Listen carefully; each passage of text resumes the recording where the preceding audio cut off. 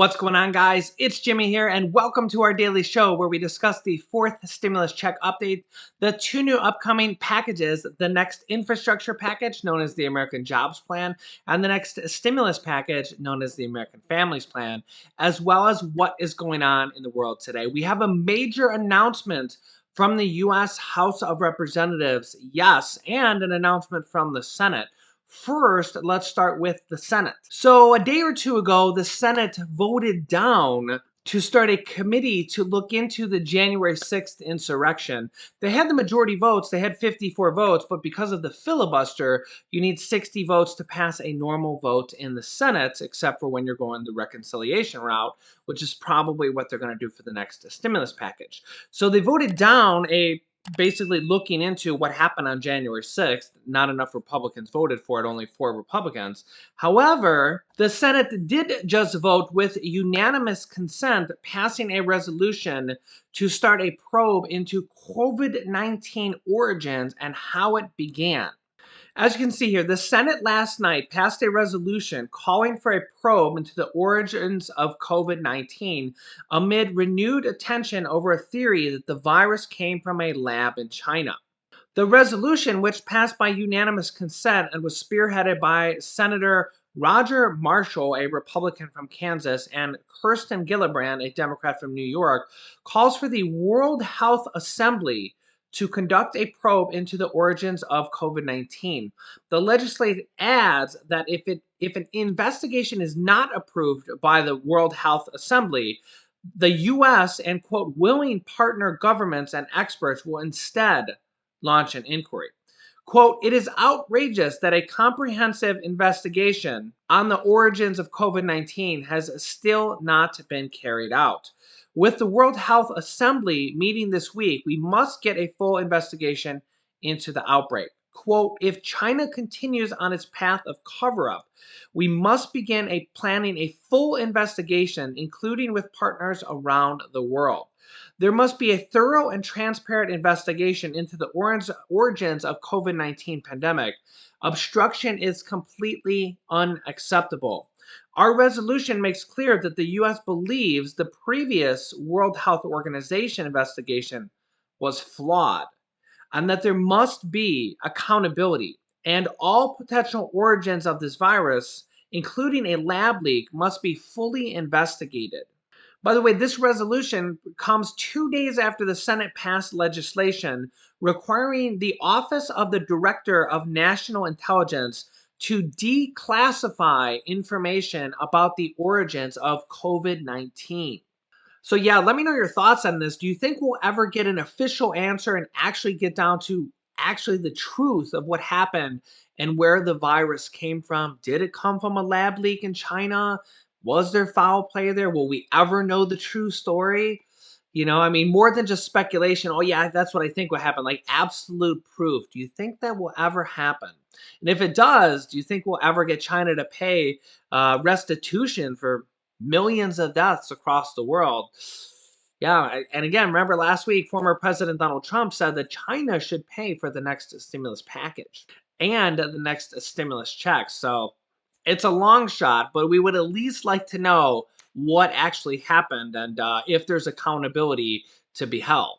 Next up, major news from the U.S. House of Representatives from Democratic Representative Pramila Jayapal, who is the leader of the Progressive Democrat Caucus, which is more than half of the Democrats. Basically, whatever she says, she's the leader of more than half the Democrats in the House of Representatives. She has now led and passed a new letter, which I'll show you here in a second, that over 155 lawmakers in Congress, in the Democrats, basically 70% of all the Democrats in the House, are urging President Biden to expand Medicare in the American Families Plan. Now, this is important because this shows when we have the majority of the Democrats in the House or the Senate, just like we have all these Democrats pushing for a fourth stimulus check, and not just a fourth stimulus check, but actually monthly recurring stimulus checks. We have the majority of Democrats in the Senate that want to make stimulus checks recurring in Biden's infrastructure plan. This will most likely, if it were to happen, would be in the next stimulus package, the American Families Plan. So knowing what these Democrats want, these letters that they're writing, and these bills that they're pushing for, like Senator Ed Markey and Elizabeth Warren, that are pushing President Biden for $2,000 monthly stimulus checks, that is signed by the majority of the Democrats in the Senate, and also the bill from the House, which is co-sponsored by Pramila Jayapal, who we just mentioned, and Rashida Tlaib, that are pushing for a one-time $2,000 stimulus check, then followed by $1,000 monthly recurring payments that would go until 1 year after the pandemic is over. So it's very important to know what these Democrats are thinking and what they're pushing for. And they're basically telling us what they want: more stimulus checks, Medicare expansion, and Social Security expansion. So this is what the Democrats want. Here is the letter to the Honorable Joseph R. Biden Jr. and the Honorable Kamala Harris, the Vice President. Says, thank you for your leadership in prioritizing the well-being of families and older adults throughout the United States. We write to ask that the American Families Plan put forth a critical investment in health care to bolster the security of our country's economy and families. By prioritizing the inclusion of robust drug pricing provisions, we can produce enormous federal savings and use it to substantially expand healthcare coverage, equity, and access. As we emerge from the pandemic, the nation's most acute healthcare crisis in the last century, now more than ever, we must ensure that families and older adults, seniors, are equipped with the healthcare coverage they need. Medicare is one of the most popular and foundational federal programs in the United States. You have previously expressed commitments to expanding Medicare eligibility, improving its benefit packages, and empowering Medicare to negotiate with pharmaceutical companies. As part of the American Families Plan, which is the next stimulus package, we respectfully request that you fulfill your commitment to expand and improve Medicare by including these following key provisions in this next stimulus package.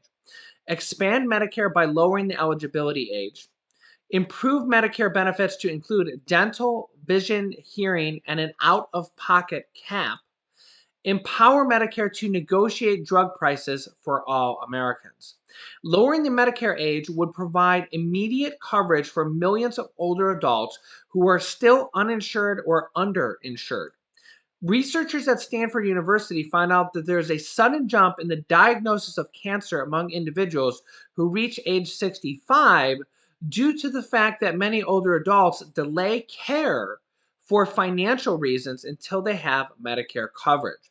This study also concludes that individuals ages 61 through 64 often lack insurance as a result of early retirement, pre-existing conditions, and the high cost of private insurance and other costs.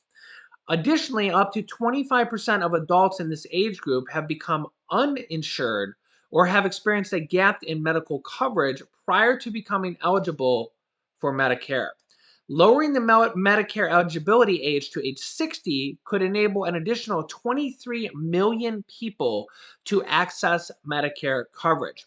Meanwhile, lowering the Medicare eligibility age to 55 could expand Medicare coverage to over 40 million people. Expanding Medicare to these age groups is critical for addressing inequalities in healthcare coverage and access, as communities of color and low-income individuals are disproportionately more likely to be uninsured. There is also a critical need to improve the traditional Medicare benefit to include dental, vision, and hearing. According to the Commonwealth Fund, among Medicare beneficiaries, 75% of people who need a hearing aid did not have one, and 70% of people who have trouble eating because of their teeth did not go to the dentist in the past year, and 43% of people who had trouble seeing did not have an eye exam in the past year because of cost. Poor oral health, vision loss, and hearing impairment have been independently linked to numerous negative health outcomes, such as diabetes, cardiovascular issues, depression, and dementia. Lastly, research shows that half of older adults who live alone don't have enough money to cover even their basic needs. Therefore, it's past time that we place an out of pocket spending cap to traditional Medicare, just as we have already for Medicare Advantage plans and other private insurance plans. Expanding and improving Medicare is not only good and critically needed policy, it is also support from overwhelming bipartisan majorities of American people, meaning Republicans and Democrats support it. According to a recent Gallup poll, 65% of Americans across party lines are in favor of lowering the Medicare eligibility age. Another poll found that 79% of polled older voters want routine dental, vision, and hearing benefits added to Medicare. To pay for this Medicare expansion, we believe that Medicare and the federal government must be able to negotiate with pharmaceutical companies to lower the high price of prescription drugs. The United States spends by far more on prescription drugs than any other country, despite Medicare Part D being the largest purchaser in the world. The Congressional Budget Office estimated Medicare would save over $450 billion dollars and increase revenue by $45 billion dollars over the next decade by requiring Medicare to negotiate with pharmaceutical companies. Therefore, we request that the savings achieved by robust Medicare drug price negotiations be used to make critical expansions and improvements to Medicare, alongside other bold investments in health coverage affordability. Medicare has the largest network of providers in the country and is one of the most affordable and accessible health insurance programs. Lowering the eligibility age and improving its benefit package would provide immediate and substantial relief for millions of individuals throughout the United States, as well as a much needed long term security.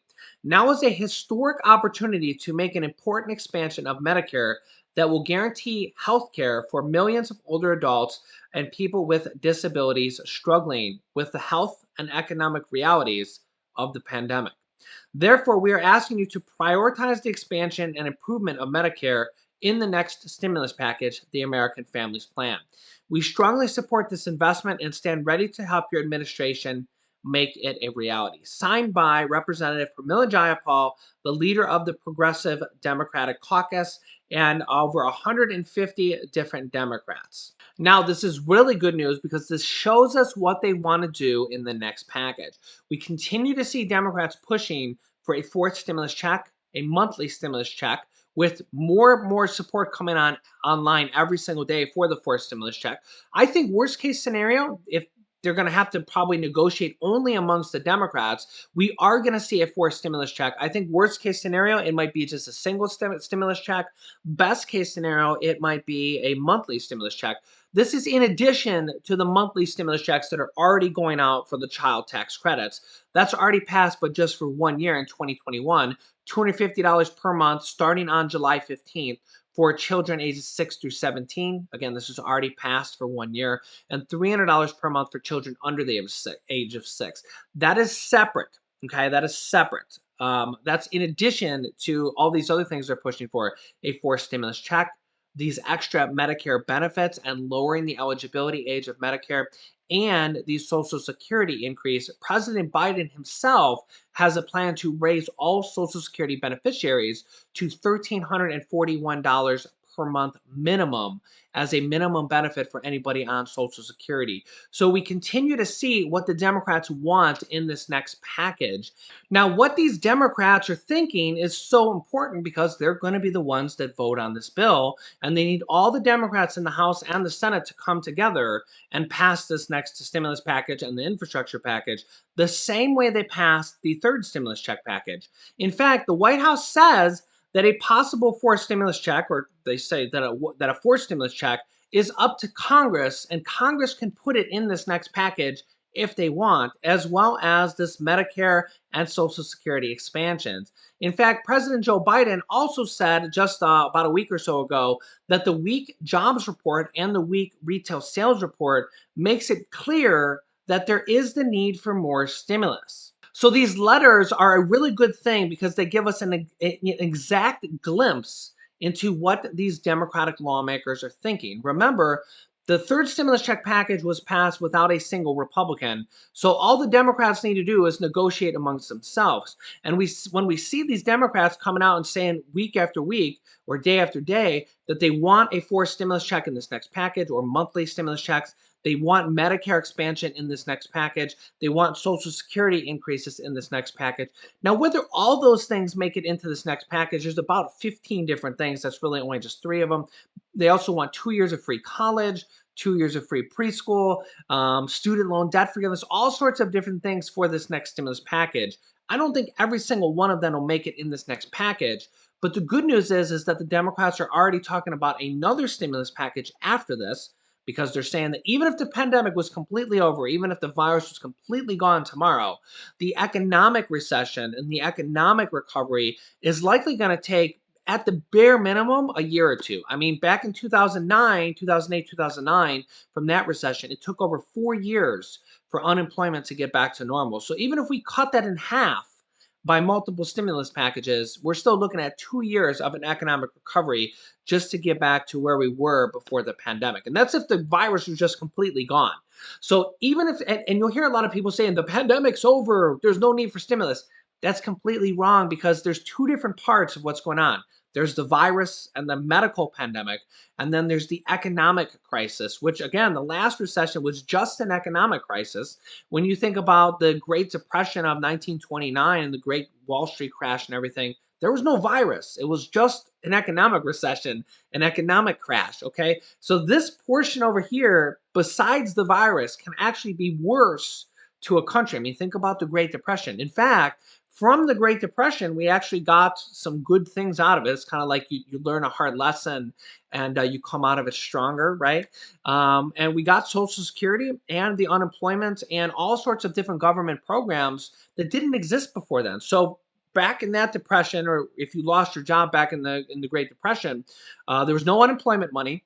The government didn't give you a dollar. And in fact, there wasn't even Social Security to rely on. So when you retired, you didn't get any money at all. There was no SSI, SSDI, no government checks in any form. So, and now they've really kind of come about with the modern day stimulus package. Back in 2008, 2009, they only passed one. This time they passed six, five underneath former President Trump, one underneath Biden. Of course, we know only three checks so far. There was a couple packages passed underneath former President Trump that didn't have checks but had money for other stimulus items. So they've passed six stimulus packages now, and I just by the way things are going, and me being a student of history, it seems like just like the packages that came about from the last, or not the last one, but the Great Depression, we had the Social Security program and the Medicare program and the unemployment program all become about because of that, and the government was like, hey, we need some safety nets. We need some programs in there to help support our people, and those programs still exist today. And now I think the modern day stimulus package, with one passed in 2008, 2009, and six of them passed from this economic recession, is really here to stay. And whenever we get in a major crisis, which who knows how often that will be, it might be every 20 years, every 10 years, every 50 years, that the modern day stimulus package is really here to stay. And it's not just going to be a one off from this pandemic and the last economic recession. So they're going to continue to support us. It looks like the Democrats want. They want more stimulus, more Medicare expansion, Social Security expansion, more stimulus checks, and more child tax stimulus checks. They're likely going to expand that to 2025 as well.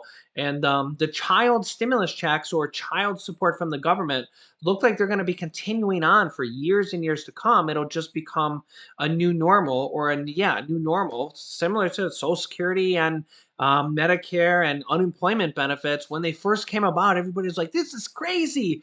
The government's going to pay you when you lose your job, and they're going to give you unemployment benefits." Like when that first happened, everybody thought it was crazy. But now it's like, how could we live without that? If you lose your job, like you need money the next week to pay for your food and your rent and everything else, right? So the government at least provides you some money to help you find another job and get you through those hard times. And that is what we're seeing now with all these additional stimulus packages and these child stimulus tax credits or monthly stimulus checks that are going to continue on likely for years to come of $250 to $300 per month, hopefully including Social Security raises and Medicare raises. So I'll keep you up to date on all these different things. If you're new to the channel, make sure to subscribe down below. It's completely free to do so that you can keep up to date on all these different programs going on. As you know, there's a lot of different stimulus programs, a lot of which you have to apply for to get money in your pocket, and I will keep you up to date on everything. Also, you can share this video down below with your friends and family. Anybody who's on Medicare probably needs to know about this. I'll keep you up to date on everything. You can click this video here to watch my newest stimulus check video next. And this video is about President Biden's plan to increase Social Security payments. So click on one of those videos next. Thanks, guys, and I will see you in the next video.